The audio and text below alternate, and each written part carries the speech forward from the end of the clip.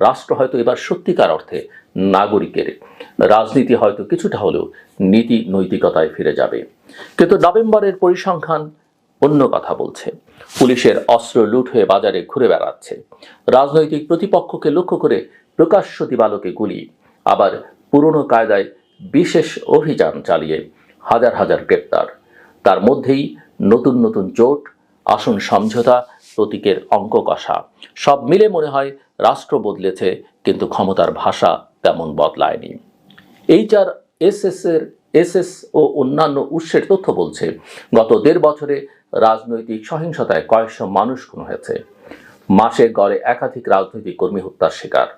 যারা মারা যাচ্ছে তারা ক্ষমতাসীন, বিরোধী নাকি মাঝামাঝি, এই হিসাব আমাদের অভ্যস্ত চোখকে হয়তো শান্ত করে, কিন্তু নিহতের পরিবারগুলোর কাছে এই ট্যাগের কোনো অর্থ নেই। আর যখন দেখা যায় সহিংসতার বড় অংশই পার্টির ভেতরকার কমিটি বিরোধ, প্রভাব বিস্তার আর চাঁদাবাজি কেন্দ্রিক, তখন বোঝা যায় গণতন্ত্রের নামে আমরা আসলে দলতন্ত্র আর মাফিয়াতন্ত্রকে খাওয়াচ্ছি। এই বাস্তবতায় সবচেয়ে বেশি উদ্বেগের জায়গা হলো রাষ্ট্রীয় শক্তি কিভাবে ব্যবহার হচ্ছে। নভেম্বরেই দেখা গেছে সন্ত্রাস বিরোধী আইন ও অন্য ধারায় কয়েক ডজন মামলায় হাজারের বেশি রাজনৈতিক কর্মীকে আসামি করা হয়েছে। গ্রেপ্তার হয়েছে প্রায় 2000-এর কাছাকাছি মানুষ। এদের বড় অংশই ক্ষমতাচ্যুত আওয়ামী লীগ ঘরানার কর্মী, সঙ্গে স্বেচ্ছাসেবক, যুব ও ছাত্র সংগঠনের নেতাকর্মী।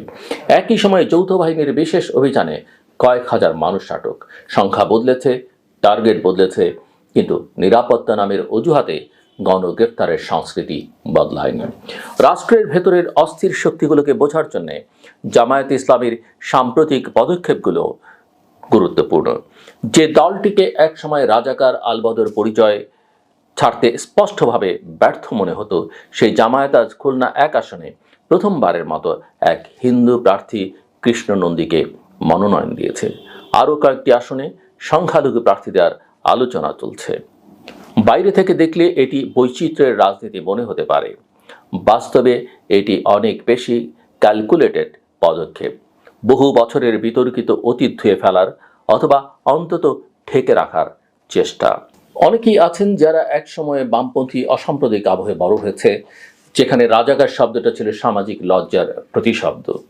জামায়াতের লোকজন তখনও এলাকায় ছিল, আবার ঢাকা সহ বিভিন্ন বিশ্ববিদ্যালয়ে এসে ছাত্র শিবিরের অনেক ঘনিষ্ঠ বন্ধুদের সাথে তারা থেকেছেন, হাঁটাহাঁটি করেছেন, নামাজও পড়েছেন। তাদের ভেতরে সংগঠন মডেল খুব কাছ থেকে দেখেছেন।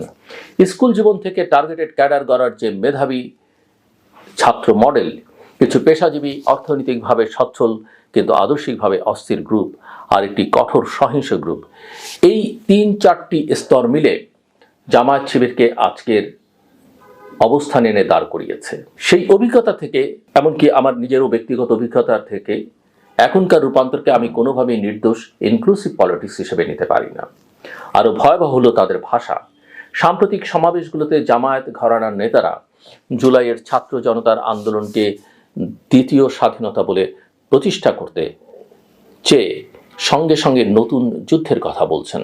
একটা যুদ্ধ নাকি এখন বাকি, যেখানে দেশের মাটিতে ধর্মভিত্তিক আইন কায়েম করতে হবে। এই ধরনের বয়ানে একদিকে মুক্তিযুদ্ধের ঐতিহাসিক অর্থকে ধর্মীয় গেটআপে রিব্র্যান্ড করা হয়, অন্যদিকে সংখ্যালঘু সম্প্রদায়কে অঘোষিতভাবে টার্গেট বানিয়ে রাখা হয়। যখন এই রাজনীতি আবার ভারতের উগ্র হিন্দুবাদী কৌশল, গরু রাজনীতি, মব তৈরি এসবকে কপি করতে শুরু করে, তখন বোঝা যায় আমরা এক দুর্বৃত্ত চক্রাকারে ঘুরছি।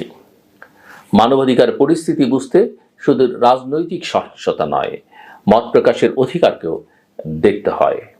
সাইবার সুরক্ষা অধ্যাদেশ 2025-এর অধীনে নভেম্বরেই অন্তত 60টি মামলায় কয়েকজন গ্রেপ্তার, ডজনাধিক মানুষের বিরুদ্ধে মামলা হয়েছে বলে সংবাদ মাধ্যমগুলো জানাচ্ছে। একই মাসে অর্থাৎ নভেম্বর মাসে 23টি ঘটনায় 36 জন সাংবাদিক হামলা, হুমকি, হয়রানি আর মামলা গ্রেপ্তারের শিকার। আইনের নাম বদলেছে, শাস্তির পরিমাণ সামান্য ঠেলা ধাক্কা গেছে, কিন্তু রাষ্ট্র এখনও ফেসবুক পোস্ট, রিপোর্ট, টকশো মন্তব্যকে ঝুঁকি হিসেবে দেখে। সেই ঝুঁকি ব্যবস্থাপনায় টুল হিসেবে ব্যবহার করে ডিজিটাল সাইবার আইনকে। এই সংকট কেবল আমাদের সীমানায় থেমে নেই। কক্সবাজার আর ভাষাঞ্চলে আশ্রয় নেওয়া প্রায় 12 লক্ষ রোহিঙ্গার জন্য 2025 সালের যৌথ প্রতিক্রিয়া পরিকল্পনায় 934 মিলিয়ন ডলারের প্রয়োজনীয়তা ধরা হয়েছিল। ডিসেম্বরের শুরু পর্যন্ত পাওয়া গেছে তার কম বেশি 50% মতো। ইতিমধ্যে জাতিসংঘের সংস্থাগুলো খাদ্য রেশন অর্ধেকে নামিয়ে আনার ঘোষণা দিয়েছে। এক সময় যে ভাউচারে একজন মানুষ মাসে যে পরিমাণ খাবার কিনতে পারত, এখন তার অর্ধেকও পারছে না। ক্যাম্পে শিশু শিক্ষা, স্বাস্থ্যসেবা, পুষ্টি সব খাতে কাটছাটের প্রভাব দৃশ্যমান। এই মানবিক সংকট শুধু রোহিঙ্গাদের জন্য নয়, বাংলাদেশের নিরাপত্তা, অর্থনীতি আর সামাজিক স্থিতিশীলতার জন্যও ভবিষ্যৎ বিস্ফোরণের বীজ বয়ে আনছে। একই সময়ে আমরা যে দেশে বাস করছি সেই দেশের হাসপাতালগুলো নিয়েও মানুষ নিশ্চিন্ত থাকতে পারছে না। কয়েক বছর আগে করা জরিপে দেখা গেছে ঢাকার 248টি হাসপাতালকে ভূমিকম্পের ঝুঁকিপূর্ণ তালিকায় রাখা হয়েছিল। এর বড় অংশ অতি ঝুঁকিপূর্ণ ক্যাটাগরিতে। এর মধ্যে Dhaka medical college hospital, Mitford, PG, পঙ্গু হাসপাতাল, শিশু হাসপাতালের অনেক ভবনের বয়স 50 থেকে 150 বছরের মধ্যে। ছাদ থেকে পলেস্তারা খসে পড়ে রোগী, ডাক্তার আহত হওয়া এখন নিত্য ঘটনা। ছোট ছোট ভূকম্পনেই ওয়ার্ডের নার্স, চিকিৎসকরা নিচে নেমে আসেন, রোগীর স্বজনেরা দৌড়ে বেরিয়ে যান। প্রশ্নটা সহজ, যেদিন বড় ধরনের ভূমিকম্প হবে সেদিন হাসপাতালটা রোগী নেবে নাকি হাসপাতালই রোগী হয়ে যাবে? নজরদারির প্রশ্নটাও এখন মানবাধিকার আলোচনার অংশ হওয়া উচিত। আগের সরকারের আমলে আন্তর্জাতিক অনুসন্ধানে বেরিয়ে এসেছে বাংলাদেশ গোপনে ইসরায়েলি কোম্পানি থেকে মোবাইল ফোন মনিটরিং করার সক্ষমতা সম্পন্ন স্পাইওয়্যার ও নজরদারি সরঞ্জাম কিনেছিল। যদিও দুদেশের মধ্যে কূটনৈতিক সম্পর্ক নেই, আজকে যখন অন্তর্বর্তী সরকার নিজেই স্বীকার করে যে অনেক কিছুই ইসরায়েল থেকে কেনা হয়েছে, তখন নতুন করে প্রশ্ন ওঠে এই প্রযুক্তি দিয়ে কাদের ওপর নজরদারি হয়েছে? এখন কারা এই ডেটার অ্যাক্সেস পাচ্ছে? বিদেশি এজেন্সিগুলো কি এর সুযোগ নিচ্ছে? আর নাগরিকের গোপনীয়তার কোনো ন্যূনতম আইনি সুরক্ষা আছে কি না? এর বাইরে আছে শিক্ষা অধিকারের সংকট। ঢাকার 7 কলেজ ও প্রস্তাবিত নতুন বিশ্ববিদ্যালয় নিয়ে সরকারের সিদ্ধান্তহীনতায় 1.5 লাখ শিক্ষার্থী ভয়াবহ সেশন জটে পড়েছে। ভর্তি হয়েছে, ক্লাস নেই, কলেজ বিশ্ববিদ্যালয়ের মধ্যে দায়িত্ব কার, মডেল কি, এসব নিয়ে কাগজে কলমে ঝগড়া চলছে। কিন্তু শিক্ষার্থীর সময়, ভবিষ্যৎ, মানসিক চাপ এসব কারোর অগ্রাধিকার নয়। বিশ্ববিদ্যালয়ের গঠন কাঠামো, অনলাইন অফলাইন ক্লাসের অনুপাত নিয়ে কথা হচ্ছে, কিন্তু রাজনৈতিক বিরোধ আর প্রশাসনিক জটিলতার ফাঁদে পড়ে যারা জীবন থেকে 1-2 বছর হারাচ্ছে তাদের ক্ষতি কিভাবে পূরণ হবে সেই আলোচনাটা কিন্তু একদমই অনুপস্থিত। সব মিলিয়ে নভেম্বরের বাংলাদেশ এক ধরনের ভাঙা রাষ্ট্রের ছবি আঁকে। একদিকে নির্বাচনের তফসিল সামনে, দলগুলো মরিয়া হয়ে জোট খুঁজছে, আসন সমঝোতা করছে। জামায়াত থেকে এনসিপি, এবি পার্টি থেকে ইসলামপন্থী ছোট দল, সবাই কার সাথে গেলে কত আসন পাওয়া যায় সেই গাণিতিক রাজনীতিতে ব্যস্ত। অন্যদিকে মাঠে রাজনৈতিক হত্যা, ধর্ষণ, নারী শিশু নির্যাতন, মব সহিংসতা, রোহিঙ্গা ক্যাম্পের ক্ষুধা, ভূমিকম্প, ঝুঁকিতে হাসপাতাল, নজরদারির অন্ধকার চক্র আর শিক্ষার্থীদের ভবিষ্যৎ নিয়ে অনিশ্চয়তা সব একসাথে আমাদের মনে করিয়ে দেয় যে রাষ্ট্র নামের কাঠামোটার ভেতরের ফাটলগুলো আরও গভীর হচ্ছে।